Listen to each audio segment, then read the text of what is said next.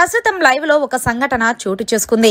తనుజ, దివ్య, పవన్ కళ్యాణ్ వీళ్ళ ముగ్గురు కూర్చొని చపాతీలు తింటున్నారు. ఇందులో భాగంగానే తనుజ అంటుంది, చపాతీలు నువ్వే కదా చేసావు, చాలా బాగున్నాయి, ఎలా చేసావురంటే నేను చేత్తోని గోధుమ పిండితోని చేశాను, అది కూడా తెలీదా అంటే ఏడ్సేవలంటూ తనుజ తిట్టింది పవన్ కళ్యాణ్ ని. ఇక ఇందులో భాగంగానే పవన్ కళ్యాణ్ మాట్లాడుతూ, తనుజ నీ సీన్ అయితే ఈ వీక్ తో అయిపోయింది, ఎందుకంటే నువ్వు కెప్టెన్ అయిపోయావు కాబట్టి నెక్స్ట్ నుంచి నువ్వు ఇమాన్యుల్లాగా ఏ గేమ్ లో ఆడకుండా నేను పక్కనే కూర్చోబెడతారు అంటూ పవన్ కళ్యాణ్ అయితే తనుజాని ఆట పట్టిస్తున్నాడు.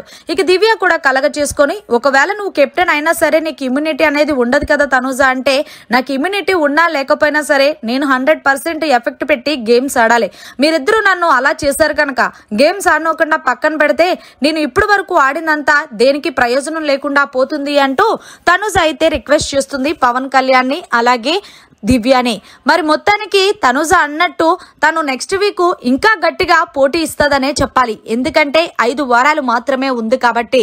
మరి అలా కాకుండా పవన్ కళ్యాణ్ అన్నట్టు హౌస్ లో ఉన్న కంటెస్టెంట్స్ అందరూ ప్రతి గేమ్ లో కూడా ఇంకా తనుజని తీసేస్తారనేది కూడా చూడాల్సి ఉంది.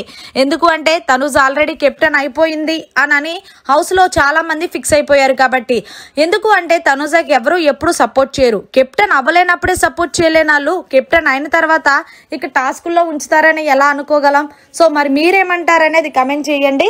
మరిన్ని లేటెస్ట్ లైవ్ అప్డేట్స్ కోసం చూస్తూనే ఉండండి మీడియా కార్నర్.